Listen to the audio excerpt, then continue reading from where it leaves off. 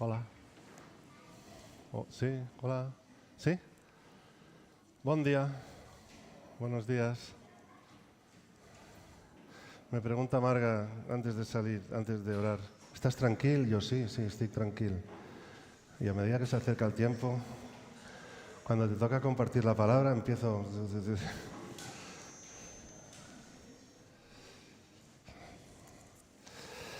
Bueno.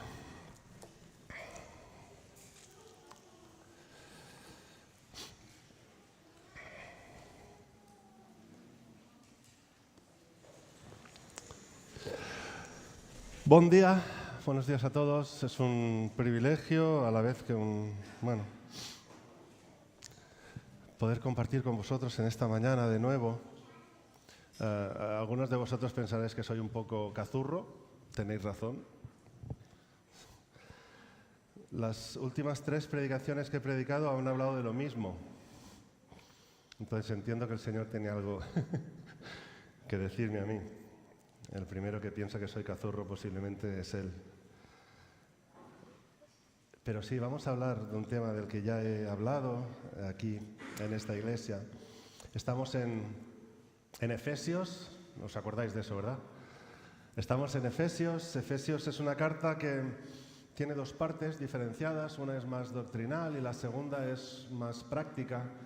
Y hoy vamos a empezar esa parte más práctica. La parte doctrinal va del capítulo 1 al capítulo 3, la parte práctica del 4 hasta el final. Así que vamos a ello. Después de que Pablo ya nos ha dejado claro que está en prisión, ¿verdad?, por haber predicado el Evangelio, que recibió de parte de Dios, de parte de Cristo a los gentiles, a quien él fue comisionado. Y no solo eso, que en cierta manera parece que Pablo, como vimos en el capítulo 3, versículos del 1 al 3, lo que quería es que ellos se dieran cuenta que estaba en prisión por predicarles el Evangelio a ellos, a los gentiles, ¿no? Y a pesar de ello les deja muy claro que es tal su llamado por ellos a dar a conocer el Evangelio al mundo gentil, que él tira para adelante a pesar de las prisiones. Y ahora es la Iglesia la que está llamada a predicar el Evangelio de la cruz. Así que, como Iglesia, tenemos un privilegio. Somos privilegiados por haber sido comisionados por Dios para predicar el Evangelio de la cruz. Nosotros somos escogidos, ya nos lo dijo en el versículo 10 del capítulo 3, a fin de que la infinita sabiduría de Dios sea ahora dada a conocer por medio de la Iglesia a los principados, potestades en los lugares celestiales.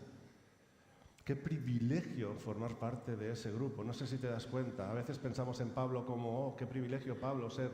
No, la Iglesia está comisionada a hacer lo que hacía Pablo, a predicar el Evangelio de Cristo. Y para eso hemos sido llamados. Y es por ello que, como vemos al final del capítulo 3, Pablo ora por los efesios para que en esa tarea que les encomienda les fortalezca. Y así termina el capítulo 3.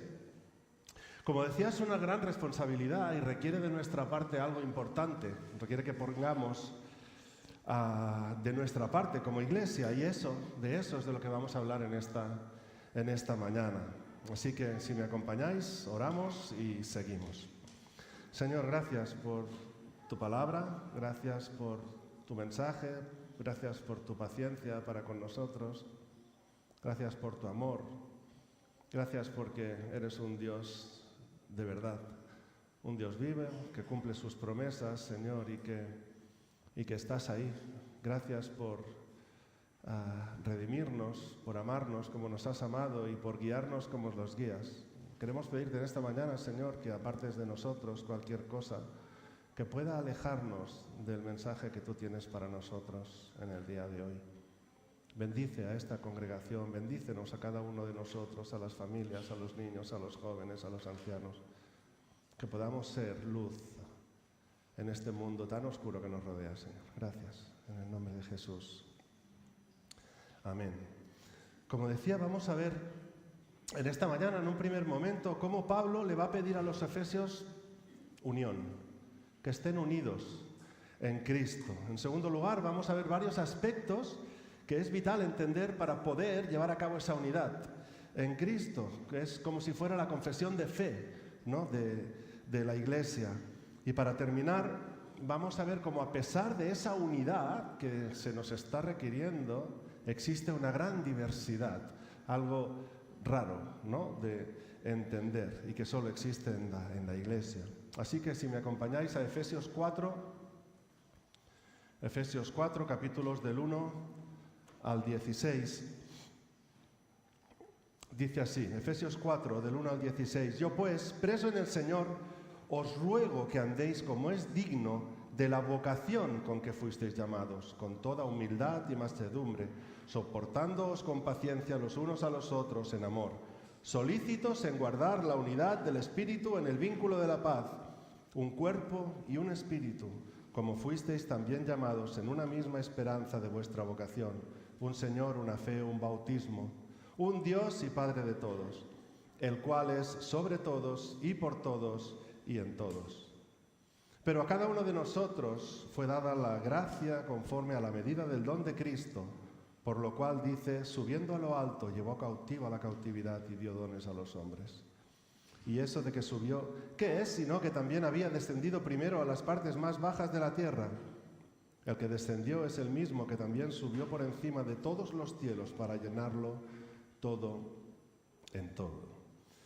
Y él mismo constituyó a unos apóstoles, a otros profetas, a otros evangelistas, a otros pastores y maestros, a fin de perfeccionar a los santos para la obra del ministerio, para la edificación del cuerpo de Cristo, hasta que todos lleguemos a la unidad de la fe y del conocimiento del Hijo de Dios, a un varón perfecto a la medida de la estatura de la plenitud de Cristo, para que ya no seamos niños fluctuantes llevados por doquiera de todo viento de doctrina, por estratagema de hombres que para engañar emplean con astucias las artimañas del error, sino que siguiendo la verdad en amor crezcamos en todo aquel que es la cabeza, esto es, Cristo, de quien todo el cuerpo, bien concertado y unido entre sí por todas las coyunturas que se ayudan mutuamente según la actividad propia de cada miembro, recibe su crecimiento para ir edificándose en amor.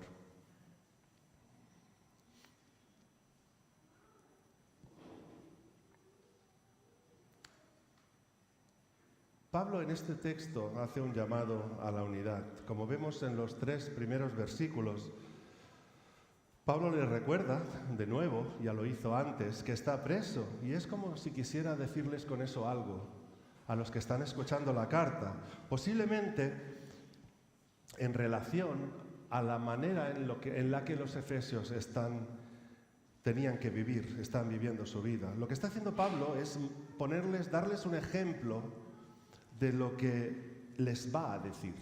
Empieza con el ejemplo de lo que les va a decir.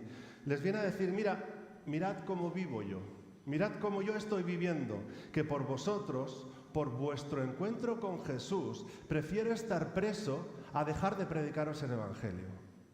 Eso es lo que les está recordando Pablo diciéndoles que está en prisión. Y después de eso, sí, llega la exhortación a la Iglesia, un llamado a vivir en consecuencia a ¿qué? Según el texto, en consecuencia a la vocación por la que habéis sido llamados. Es una expresión que encontramos en otros textos de Pablo, Filipenses 1:27, Colosenses 1:10. Os ruego que viváis, dice. El verbo que usa es peripateo y su significado es andar alrededor o comportarse de una manera concreta. Por tanto, lo que está haciendo Pablo es llamar a los efesios ¿a qué? A comportarse de un modo concreto. No habla de los que, cuando habla de llamado, no está hablando de los que han recibido llamado especial, como podrían ser pues, los pastores o los diáconos, no. Está hablando de toda la congregación. Y la vocación a la que está haciendo referencia Pablo en este texto no es más que el llamado que todos nosotros hemos recibido en Cristo. O sea, la conversión. La conversión.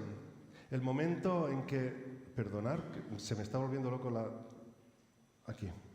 El momento en que el Señor abre nuestros ojos, nos muestra cuál es la realidad del Evangelio, nos muestra que hemos sido adoptados como hijo de Dios, que hemos sido adoptados por la familia de Dios. Y de eso es de lo que Pablo nos está hablando aquí. Y ese llamado no solo afecta a los que son llamados, no solo me afecta a mí, no solo te afecta a ti, sino que de una manera mucho más directa y como principal protagonista está el que llama.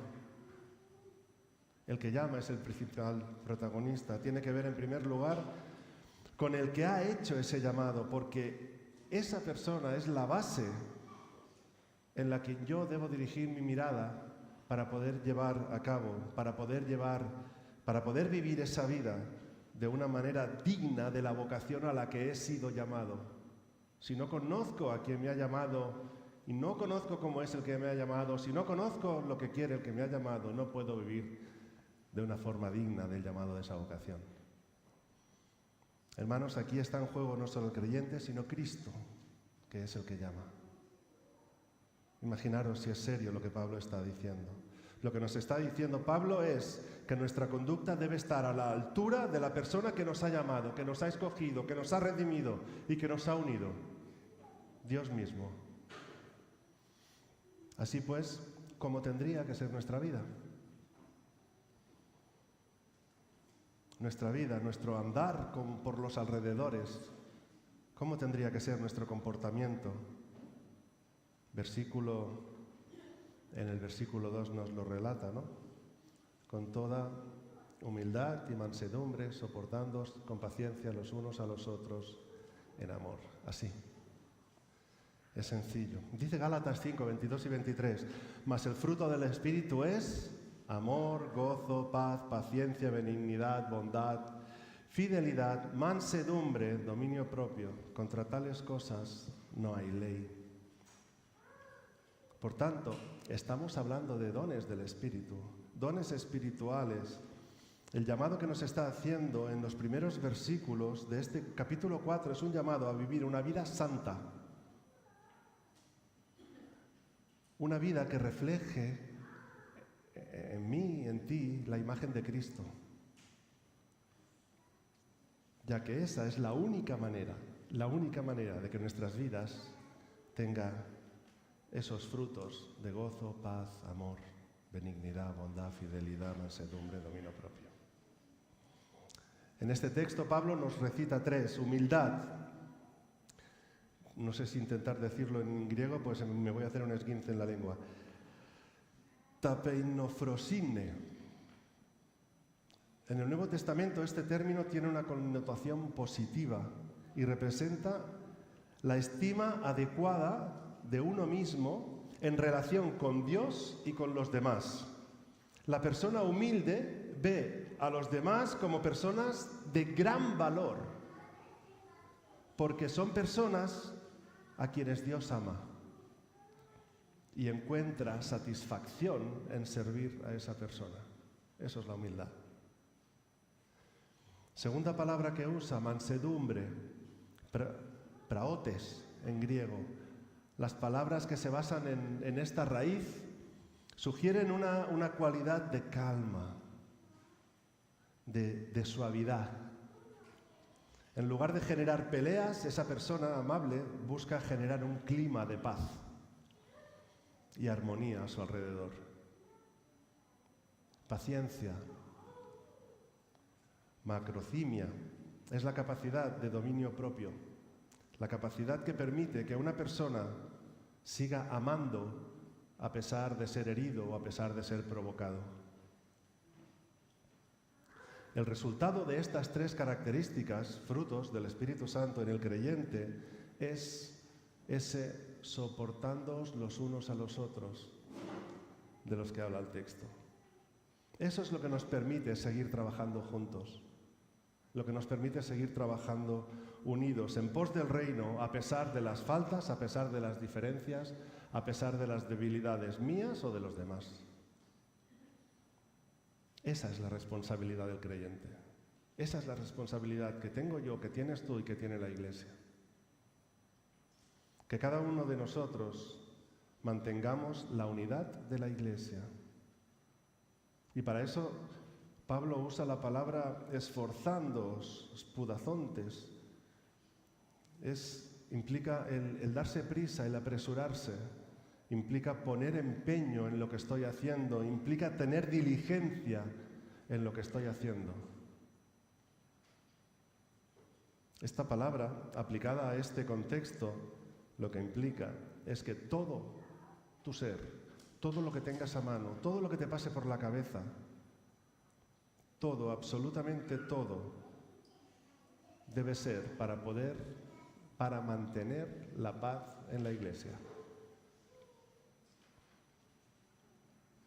Pon toda la carne en el asador, para eso nos está diciendo Pablo. Colosenses 3:14 dice, y sobre todas estas cosas, vestíos de amor, que es el vínculo de la paz, y que la paz de Cristo reine en vuestros corazones, a la cual en verdad fuisteis llamados en un solo cuerpo, y sed agradecidos. Hendriksen, en su comentario a Efesios, dice que cualquiera que sea el sentido en que se prefiera tomar, la paz espiritual es siempre el don de amor. Da como resultado la unidad. La paz en amor da como resultado la unidad. Existe una relación estrecha entre el amor y la paz, y es con el primero, con el amor, que se consigue el segundo, la paz. Y sin el segundo, sin la paz en la Iglesia, no nos engañemos, hermanos, no hay unidad ni hay amor. Van unidos.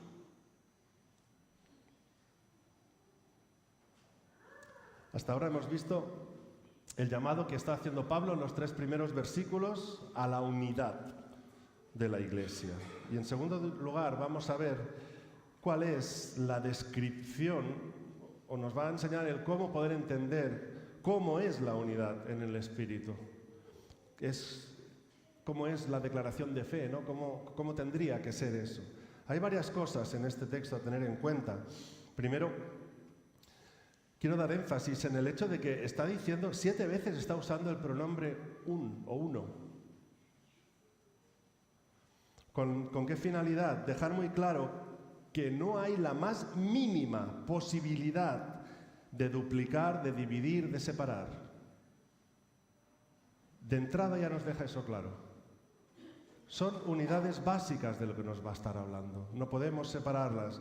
Ni la fe, ni nada de lo citado puede ser dividido, como vamos a ver. Es una unidad que apunta a la Trinidad. Encontramos aquí 2 tríadas, capítulo 4, 5 y 6. La primera, en el versículo 4, dice un cuerpo, un espíritu, una esperanza. ¿Qué tiene en mente Pablo cuando dice un solo cuerpo? ¿Qué creéis que tiene en mente? A la Iglesia, ¿no? ¿A qué Iglesia? ¿Piensa en una congregación formada por 2 bandos, los judíos y los gentiles, que están separados? No. Pablo está pensando en la Iglesia formada por judíos y por gentiles. Ya nos habló de ellos en capítulos anteriores, en esta misma carta. Habló de una nueva nación, una familia cuyo padre es Dios, un solo cuerpo, con ambos bandos juntos como unidad en el Espíritu. Gálatas 3:28, ya no hay ni judío ni griego, no hay esclavo ni libre, no hay varón ni mujer, porque todos vosotros sois uno en Cristo Jesús. Todos y cada uno de los creyentes ya recibieron al Espíritu Santo de Dios. Este es para la Iglesia, y escúchame, la Iglesia sin el Espíritu Santo no es Iglesia. Ha sido el Espíritu Santo el que, según dice la palabra de Dios, y yo la creo, nos ha llamado a cada uno de nosotros. Este llamado a los miembros de la Iglesia de Cristo es el que nos ha dado, y podemos entenderlo en el capítulo 1, versículo 18, dice: mi oración es que los ojos de vuestro corazón sean iluminados para que sepáis cuál es la esperanza de su llamamiento, cuáles son las riquezas de la gloria de su herencia en los santos. Es el Espíritu Santo el que nos ha dado la esperanza. Una esperanza que, como ya vimos en esta misma carta, está arraigada, está fuertemente anclada, inseparablemente anclada a las promesas de Dios. Es el Espíritu de Dios en el que, con su llamado eficaz, produce la unión necesaria para poder ser un solo organismo espiritual, la Iglesia. La segunda tríada, un Señor, una fe, un bautismo. Un Señor, Efesios 1, 20, 23. Dice, la cual operó en Cristo, resucitándole de los muertos y sentándole a su diestra en los lugares celestiales, sobre todo principado y autoridad y poder, y señorío, y sobre todo nombre que se nombra, no solo en este siglo, sino también en el venidero, y sometió todas las cosas bajo sus pies, y lo dio por cabeza sobre todas las cosas a la Iglesia, la cual es su cuerpo, la plenitud de aquel que lo llena en todo. Es evidente que de quien estamos hablando en este texto es de Jesucristo. Como bien sabemos, es por fe y solo por fe que podemos permanecer en Jesús, ¿sí? Pero que sí. No es de nosotros, sino es por gracia que somos salvos, por medio de la fe. Porque es un don de Dios, Efesios 2. Hay una sola fe que salva. Y eso no es de vosotros, es de Cristo Jesús.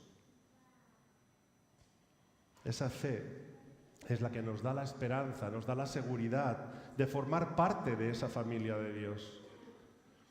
La fe en Cristo es la fe que simbolizamos mediante el bautismo, acto por el cual el creyente testifica en obediencia a Cristo de su condición de ser seguidor de Él.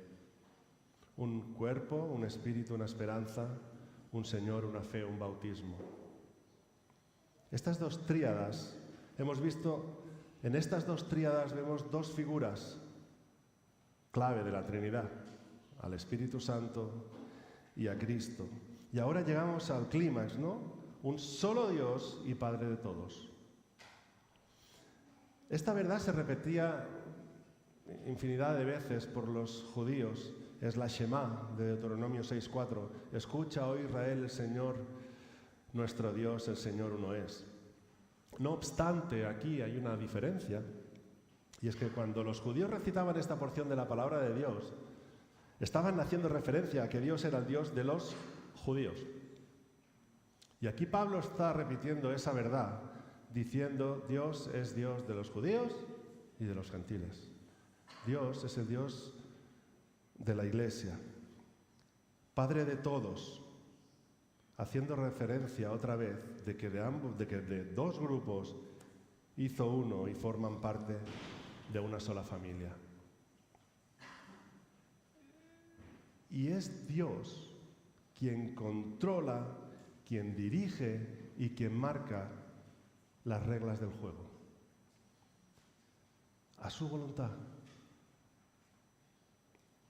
Él es el creador soberano que controla y sustenta todas las cosas, como dice el versículo 6, que está sobre todos, por todos y en todos. El mensaje para mí aquí parece muy claro. Es como un cordón de 3 dobleces. El centro del versículo 4, el Espíritu Santo. El centro del versículo 5, Cristo. El del versículo 6, Dios. No son hilos separados, sino que forman una sola cuerda. Y la Iglesia predica a un solo Dios y adora a un solo Dios. La base, la esencia de la vida que Pablo está llamando a los efesios a vivir en estos 3 primeros versículos está aquí, en la elección del Padre, en la vida, muerte y resurrección de Jesús, o sea, en la redención del Hijo y en la santificación del Espíritu Santo. Lo que Dios ha hecho con cada uno de nosotros nos lleva o nos tendría que llevar a buscar una unidad práctica sin condiciones en la Iglesia. Y fijémonos que esto se lo está diciendo a todos los miembros, a todos nosotros tendríamos que estar buscando esa unidad práctica. Aquí en la tierra todos somos jueces y abogados, ¿verdad? Cuando de alguna manera me enfado por algo que alguien me ha hecho, ¿no? Me han hecho algo malo o han hablado mal de mí y lo han hecho, tengo derecho a enfadarme, ¿no? Fíjate lo que me ha dicho. Me está mintiendo sobre mí o está criticándome o me ha engañado. Eso no está bien. Y tengo el derecho a enfadarme, incluso depende de lo que hayan hecho, tengo el derecho hasta de no hablarle nunca más. Somos jueces y abogados. Recordemos el contexto. Judíos, gentiles y lo mal que se llevaban. Ahora es cuando Pablo les está diciendo a ellos, y también nos lo está diciendo a nosotros, abogado, ven, piensa en la vocación a la que Dios te ha llamado. Piensa en lo que esa vocación implica.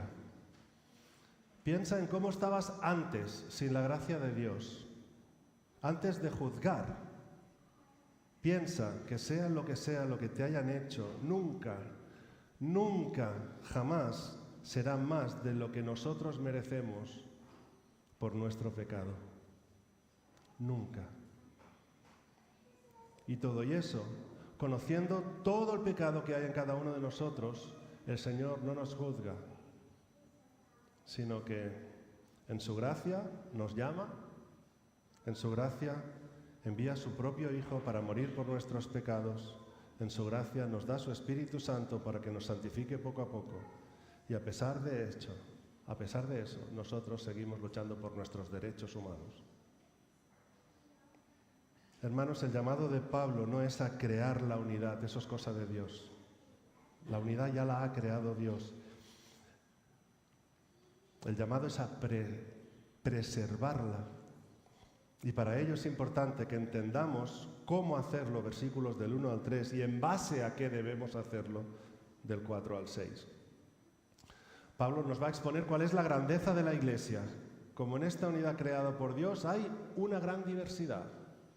Y con eso entramos en el tercer y último punto. En el versículo 7 Pablo va a usar una palabra, gracia, charis, en griego, palabra que aparece más de 170 veces en el Nuevo Testamento y tiene muchísimos sentidos.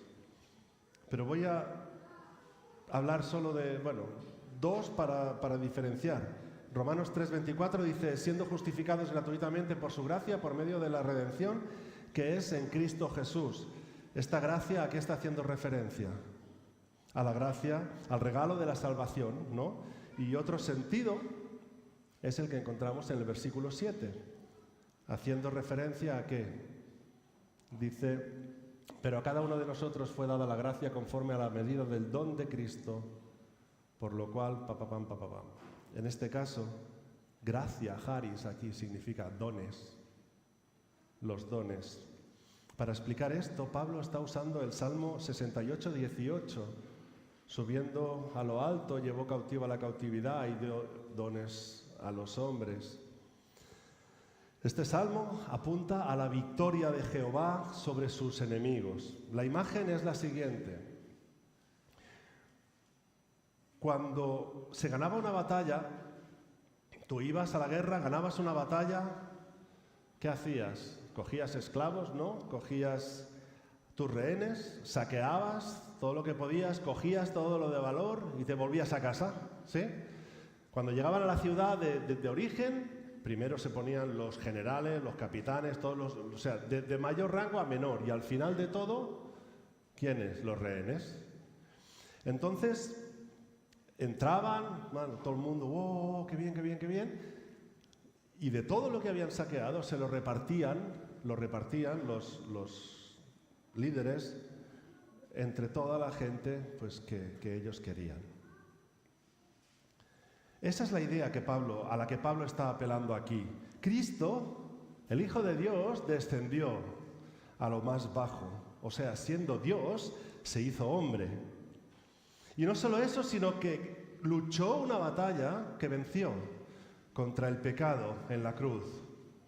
Jesús es el victorioso, el que aplastó a los enemigos, y el botín de esa batalla es el que aquí dice en el texto que está repartiendo a los creyentes. Ese botín del que está hablando son los dones, son la gracia, el charis, algunos de los cuales encontramos en 1 Corintios 12, ¿no? Pues a uno les daba la palabra de sabiduría por el Espíritu, a otro palabra de conocimiento según el Espíritu, a otro por fe, a otro fe por el mismo Espíritu, a otro dones de sanidad por el único Espíritu, a otro poder de milagros, a otro profecía, a otro discernimiento, a diversas clases de lenguas, interpretación. Versículo 11, 1 Corintios 12, 11. Pero todas estas cosas las hace uno y el mismo Espíritu, distribuyendo individualmente a cada uno según la voluntad de Él, según la voluntad de Dios.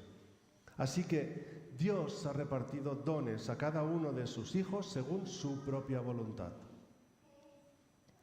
Versículo 11 del texto que nos toca.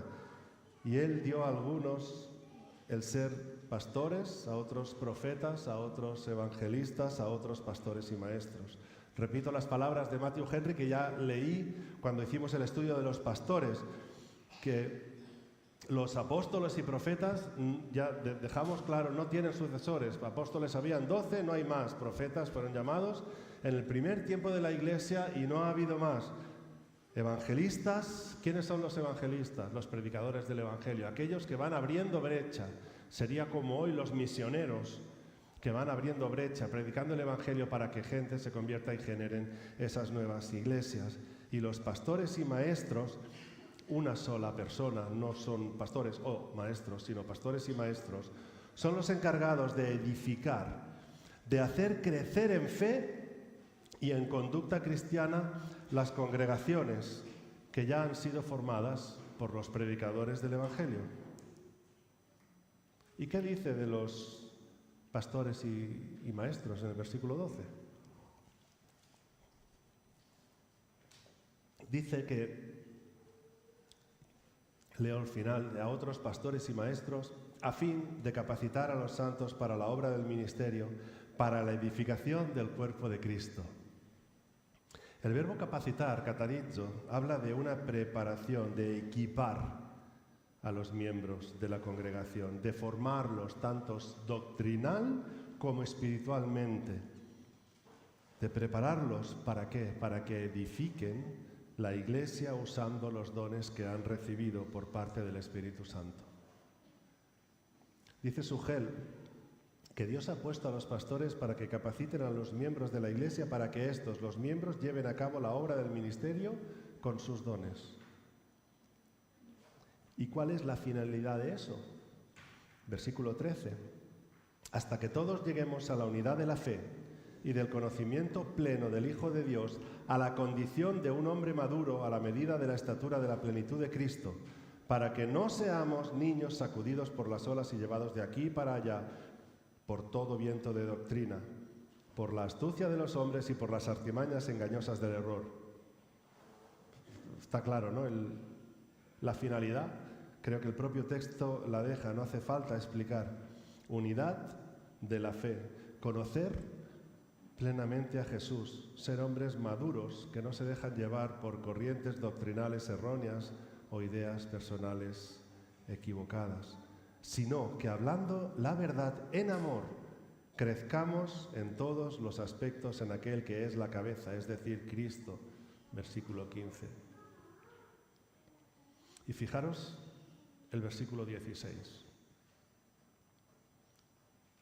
De quien todo el cuerpo, estando bien ajustado y unido por la cohesión de las coyunturas proveen, conforme al funcionamiento adecuado de cada miembro, produce el crecimiento del cuerpo para su propia edificación en amor. Conforme al funcionamiento adecuado de cada miembro. Cuando todos y cada uno de los creyentes, de los miembros de una congregación, pone su don al servicio del cuerpo conforme debe hacerse, ese cuerpo crece. Es inevitable, porque el crecimiento lo da Dios. Cuando en amor crecemos en Cristo, en nuestra relación con Él, y ponemos nuestros dones al servicio de la iglesia crece. ¿Cuántos años llevas de creyente? ¿4, 5, 6, 20, 30? ¿Qué don tienes? ¿Cuál es tu don? ¿No lo sabes? Tenemos un problema. Tengo un don, pero no me acaba de gustar, prefiero hacer otra. Tenemos un problema. Al final, hermanos, todos con nuestros dones debemos servir en la iglesia para lo que el Señor nos ha preparado. Y para ir terminando, no es casualidad que Pablo empiece este capítulo hablando de cómo nos deberíamos conducir en la vida cristiana, dependiendo en todo momento de nuestra relación con Jesús, humildad, mansedumbre, paciencia, los frutos del Espíritu, en los que se refleja el negarnos a nosotros mismos para ensalzar a Cristo, llamándonos ¿a qué? A que nos esforcemos por mantener la unidad que el Cristo ya ha creado y que nosotros, por nuestro pecado, rompemos continuamente. Solo manteniéndonos fuertemente enraizados a Dios, viviendo fielmente lo que implica la muerte y resurrección de Jesús en la cruz, esa vocación de la que fuimos llamados, aprendiendo de lo que nuestros pastores enseñan y usando nuestros dones para el crecimiento de la Iglesia, solo así podremos mantener la unidad en nuestras congregaciones. Una manera de vivir es de lo que Pablo nos está hablando en este texto, una forma de vida guiada por el Espíritu de Dios, una forma de vida fruto de la obra de la redención de Cristo, donde el amor, la aceptación de los dones que cada uno tiene, el no sentirse más ni mejor que nadie, sino que hablando en verdad juntos crezcamos en todos los aspectos en Cristo. Porque cuando eso es así, cuando todos tengamos claro que estamos aquí para trabajar para Él y no para nosotros, que hay que hacerlo a su manera y no a la nuestra, será cuando su cuerpo, cuando esta iglesia, cuando toda la iglesia de Cristo crecerá en amor. Señor, gracias personalmente, gracias por enseñarme y perdona por tener que estar continuamente luchando conmigo mismo para poder poner en práctica lo que tú nos enseñas en esta palabra, Señor. Yo quiero pedirte perdón porque no uso todos los dones cuando puedo, porque muchas veces soy yo el que gobierna mi vida y no dejo que seas tú el que la gobierne, porque muchas veces mi vida no es un ejemplo de relación contigo, de amor, de paciencia, de gozo, de mansedumbre. Perdóname, Señor, y ayúdanos a todos y a cada uno de nosotros a postrarnos delante de ti, Señor, en sumisión y rogándote, Señor, rogándote que seas tú obrando en nuestras vidas y transformándolas según tu voluntad, Señor. Gracias, en el nombre de Jesús.